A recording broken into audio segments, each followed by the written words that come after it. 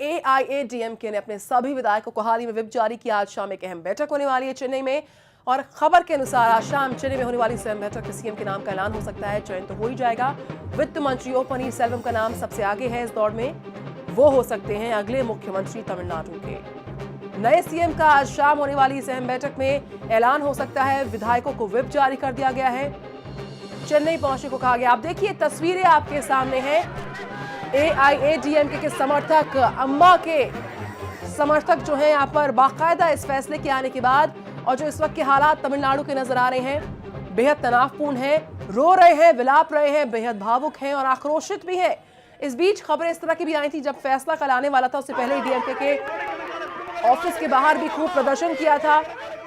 आप देख सकते हैं महिलाएं पुरुष सब विलाप रहे हैं, अपने गुस्से को, अपने रोष को जाहिर कर रहे हैं।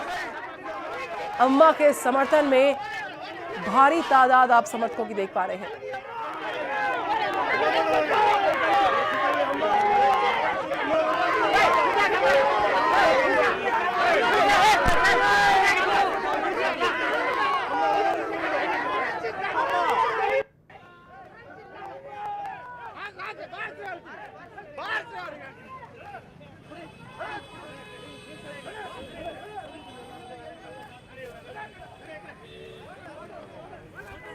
तो ये तस्वीरें आपके सामने जो इस बात की तस्दीक कर रही हैं कि कितना खराब तनावपूर्ण माहौल वहां पर बना हुआ था। लगातार इससे पहले भी लगातार जयललिता के समर्थन में जब जब उनकी हियरिंग होती थी बेंगलुरु कोर्ट में, उससे पहले इस तरह का माहौल हो जाया करता था तमिलनाडु का। और अब जबकि सजा का ऐलान कल बेंगलुरु कोर्ट में हो चुका है, सरकार पर इसका व्यापक असर पड़ रहा है। चेन्नई में प्रदर्शन प्रशासन पूरी तरह मुस्तैद है। कल अगर हम बात करें बेंगलुरु कोर्ट के बाहर भी पुलिस को सादे कपड़ों में तैनात होना पड़ा था, क्योंकि वहां का जो माहौल था बेहद तनावपूर्ण था और लॉ एंड ऑर्डर प्रभावित ना हो उसको ध्यान में रखते हुए आसपास के तमाम जो बॉर्डर्स थे उनको सील किया गया था।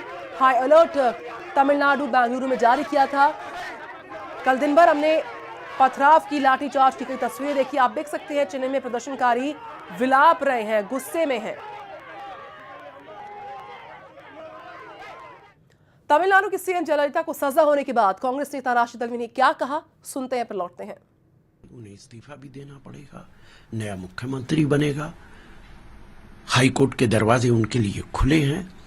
लेकिन जब किसी पॉलिटिकल आदमी, राजनीतिज्ञ और खास तौर से जो लोग सत्ता में होते हैं उनको इस तरीके की सजा होती है तो देश के लोगों का विश्वास राजनीतिज्ञों में कम होने लगता है। बीजेपी के नेता मुख्तार अब्बास नकवी का कहना है कि यह कानूनी प्रक्रिया का हिस्सा है और जो कुछ भी कोर्ट ने फैसला किया है वो कानूनी प्रक्रिया के तहत हुआ है। साथ ही कोई अंतिम निर्णय नहीं है। जयललिता ऊपर की कोर्ट में जा सकती हैं।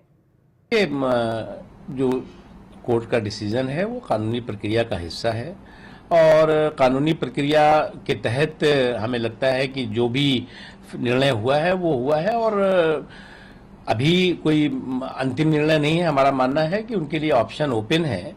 आगे जो है वो ऊपर की कोर्ट में वो जा सकती हैं, लेकिन हमारा मानना है कि आज ये संवेदनशील मुद्दा है। इस पर किसी तरह की ऐसी राजनीतिक बयानबाजी नहीं होनी चाहिए जिससे कि आग में घी डालने का काम हो सके। तो राशिद अल्वी, मुख्तार अब्बास नकवी के बाद आइए सुनते हैं पंजाब के सीएम प्रकाश सिंह बादल की इस पूरे मामले पर क्या है प्रतिक्रिया। तो जैसे सजा सुनाई कोर्ट ने, चीफ मिनिस्टर क्या रिएक्शन? आज तो आप सोच रहे हैं हम क्या कहेंगे जी, कोर्ट का फैसला है तो हम क्या कहें। एनकाउंटर के बारे में तो कानून ने एक और भ्रष्ट नेता को उसके मकाम तक पहुंचा दिया। जी हां, 18 साल से चल रहे आय से ज्यादा संपत्ति के मामले में आखिरकार मुख्यमंत्री और अन्ना द्रमुक अध्यक्ष तमिलनाडु की सीएम जयललिता को 4 साल की जेल, 100 करोड़ जुर्माने की सजा मिल गई। 1996 में पहली एफआईआर, 1997 में मुकदमे की पहली सुनवाई, सैकड़ों तारीखें, सैकड़ों गवाहियां, इंसाफ के लिए 18 साल लंबा इंतजार और फैसला जयललिता दोषी, सजा 4 साल की jail. The accused appeared and they were convicted, sent to jail. Sent to jail. 4 years imprisonment and 100 crores fine for A1. Bengaluru की विशेष अदालत का एक झटका और बदल गई अन्ना द्रमुक सुप्रीमो जयललिता की तकदीर। कुछ घंटों पहले तक लाल बत्ती में घूमने वाली मुख्यमंत्री पूर्व मुख्यमंत्री हो गई और चल दी जेल यात्रा पर, क्योंकि अदालत ने ठान लिया कि भ्रष्टाचार नहीं सहा जाएगा। अदालत ने मान लिया कि भ्रष्टाचारी हैं जयललिता। अन्ना द्रमुक सुप्रीमो जयललिता के खिलाफ मुकदमा भ्रष्टाचार निरोधक कानून के तहत चला, जिसमें दोषी करार देने पर सांसद या विधानसभा की सदस्यता खत्म हो जाती है। और आय से अधिक संपत्ति के इस मामले में जयललिता को अदालत ने दोषी ठहराया है। 4 साल जेल और 100 करोड़ के जुर्माने की सजा सुनाई गई है जयललिता को। दोष साबित होते ही जयललिता की विधानसभा सदस्यता रद्द हो गई, सीएम की कुर्सी भी चली गई और अब जयललिता को चुनाव लड़ने के लिए ऊपरी अदालत से बरी होना जरूरी है, वरना वो 4 साल की जेल और उसके बाद 6 साल और यानी 10 साल तक चुनाव नहीं लड़ सकती हैं।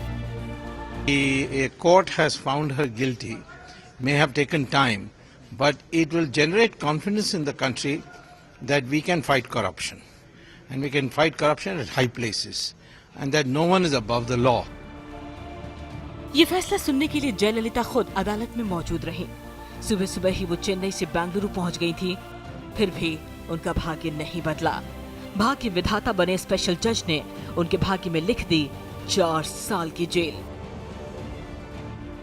इससे ये तो स्पष्ट हो जाता है, पूर्ण रूप से स्पष्ट हो जाता है कि कानून के सामने सब बराबर हैं। क्या जयललिता जी के लिए पास और कानूनी विकल्प होंगे, वो उस पर अपने आप सोचेंगे, उनकी पार्टी सोचेगी। लेकिन एक और इसके साथ स्पष्ट हो जाएगी बात कि तमिलनाडु के राजनीति में इसका जरूर इंपैक्ट पड़ने वाला है। न्यायपालिका स्वतंत्र है, कानून की एक अपनी प्रक्रिया है और उसके जो प्रोसेसेस हैं उनको सब स्वीकार करते हैं। इसके बाद में क्या अगली बात होती है, जो परिस्थितियां बनती हैं, उसको जो वहाँ का रूलिंग पार्टी है एडीएमके, उनकी लीडर हैं, मुख्यमंत्री हैं, वो इस पे अपनी जो स्थिति है, अपना जो उनका वक्तव्य है, प्रतिक्रिया, वो इस पे देंगे। कानूनी प्रक्रिया का हिस्सा है, लेकिन ये कानूनी प्रक्रिया का आखिरी पड़ाव नहीं है, ये पहला पड़ाव है और उनको ऑप्शन है कि वो उस पर अपील कर सकती हैं ऊपर की कोर्ट में और उसके बाद जो फैसला होगा वो आखिरी फैसला हो सकता है। दिल्ली में बैठा हर नेता कहता है अब अन्ना द्रमुक अपनी आगे की रणनीति तय करेगी, लेकिन वो रणनीति तो तब तय होगी जब वो अपनी अम्मा के खिलाफ आए अदालती फैसले से मिले सदमे से उभरेंगे।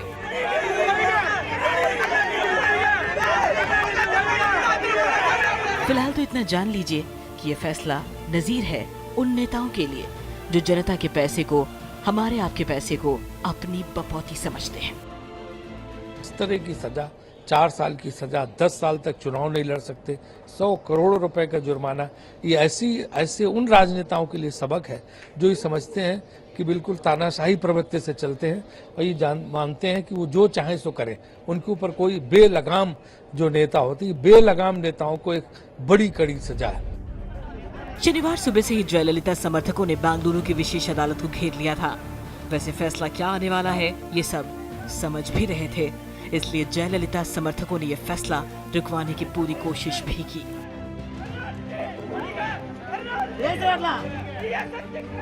खूब हंगामा हुआ सड़कों पर, लेकिन प्रशासन भी पूरी तरह से तैयार था।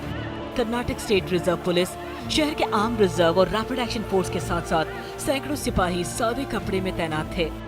लिहाजा जमकर लाठियां भांजी गई। अन्ना द्रमुक के लोगों पर दौड़ा दौड़ा कर पीटा गया। बलवा करने वालों को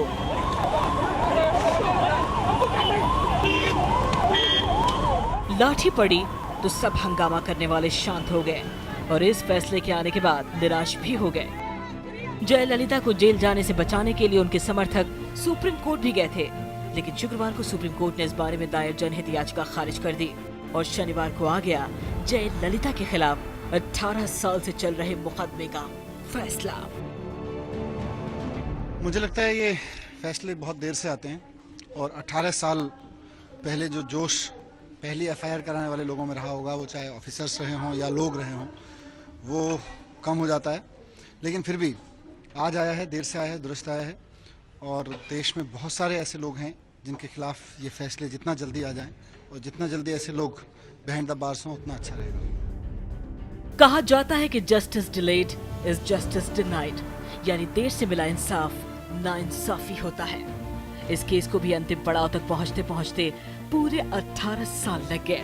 फिर भी बोल सकते हैं कि देर आए दुरुस्त आए, क्योंकि इस देश के इतिहास को अगर खंगाला जाए तो बहुत कम ऐसे उदाहरण मिलेंगे जहां भ्रष्टाचारी नेताओं को सजा दी गई हो, और यहाँ 18 साल के बाद ही सही एक भ्रष्टाचारी नेता को सजा तो सुना ही दी गई।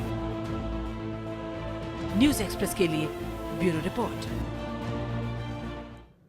तो बेंगलुरु स्पेशल कोर्ट से अन्ना द्रमुक सुप्रीमो की सजा का ऐलान होते ही पूरा तमिलनाडु मातम के माहौल में तब्दील हो गया। जगह जगह जो अन्ना द्रमुक कार्यकर्ता हैं प्रदर्शन कर रहे थे, तोड़फोड़ हुई, आगजनी और तमाम तरह के तनावपूर्ण माहौल की जो वहाँ पे तस्वीरें थी वो देखने को बार बार नजर आई। गुस्से से भरे इन समर्थकों को तो यकीन ही नहीं हुआ कि आखिर हुआ क्या है। हमारी प्यारी अम्मा को क्या वाकई में 4 साल की जेल और 100 करोड़ का जुर्माना मिला है?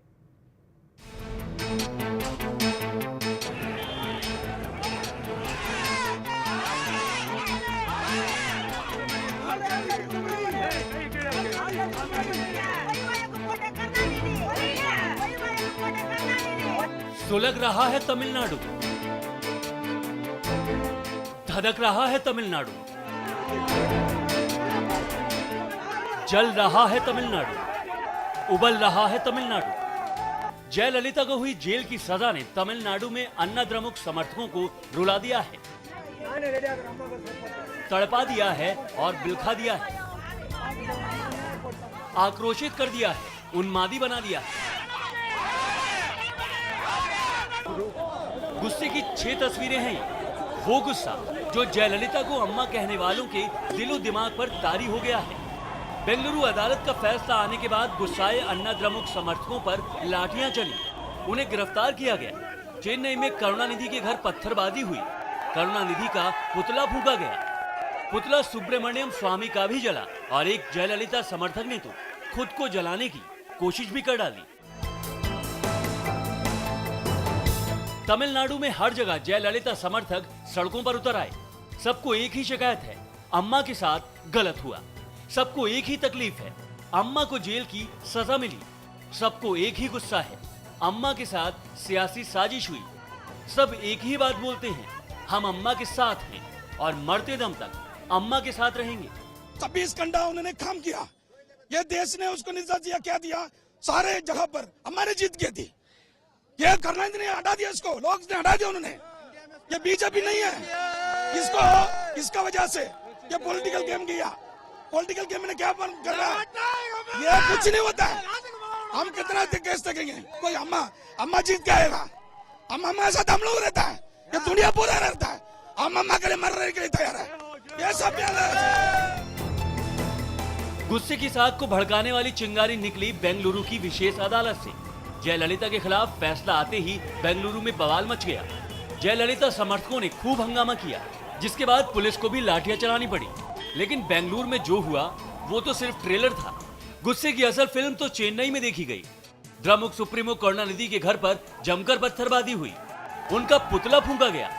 एक पुतला सुब्रमण्यम स्वामी का भी जलाया गया, क्योंकि 18 साल पहले इस मामले में पहली शिकायत करने वाले स्वामी ही थे। अब स्वामी बीजेपी में है, इसलिए अन्ना द्रमुक कार्यकर्ताओं को अपनी अम्मा के खिलाफ आए फैसले में बीजेपी की साजिश दिख रही है। It's a clear case of political vendetta, political conspiracy by the central government. See, if you see in the morning, Subramanian Swamy had very clearly given an interview in almost all the national TV, stating that she will be convicted. DMK has lost grounds in Tamil Nadu. Congress doesn't have a hold in the Tamil Nadu, so we will go into Tamil Nadu and we'll try to establish ourselves. Anna Dramuk supremo Jayalalithaa के लिए लोग मरने मारने पर उतारू हैं। आखिर अपनी अम्मा का सियासी करियर खत्म होते कैसे देख सकते हैं? वो लाखों लोग जिनके लिए जयललिता अम्मा है, वो अम्मा जिसका करिश्मा तमिलनाडु के लोगों पर सिर चढ़कर बोलता है। 39 सीट्स में जयललिता ने 37 सीट्स जीता है। इसी से मुझे लगता है उसी वेव अभी भी कंटिन्यू कर रहे हैं। उनको अलावा जो अम्मा का इडली, अम्मा का डोसा, जो कल एक नया चीज अनाउंस किया है, अम्मा का सीमेंट, जो बिलो पॉवर्टी लाइन वाले के लिए 130 रुपया में एक बोरी सीमेंट दे रहे हैं। आज तमिलनाडु में जगह जगह प्रदर्शन हो रहे हैं, जगह जगह गिरफ्तारियां हो रही हैं। अफसोस होता है ये देखकर कि करप्शन करने वाले एक नेता पर चले कानूनी कोड़े ने इस तरह तमिलनाडु को बारूद के ढेर पर बिठा दिया है। Bureau report, news express. अब जरा इस खास रिपोर्ट के जरिए जान लिया जाए कि आखिर 18 साल पहले हुआ क्या था। अन्ना द्रमुक सुप्रीमो जयललिता ने जिसका खामियाजा वो आज इस वक्त भुगत रही हैं।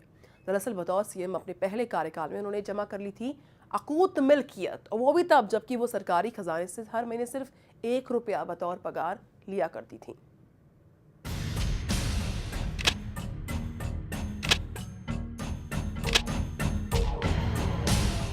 जय हो जय ललिता की। जय इसलिए क्योंकि सिर्फ 1 रुपए महीने कमाकर 5 साल में 63 करोड़ की जायदाद जमा करने का नया फॉर्मूला जो इजाद किया था जया अम्मा ने।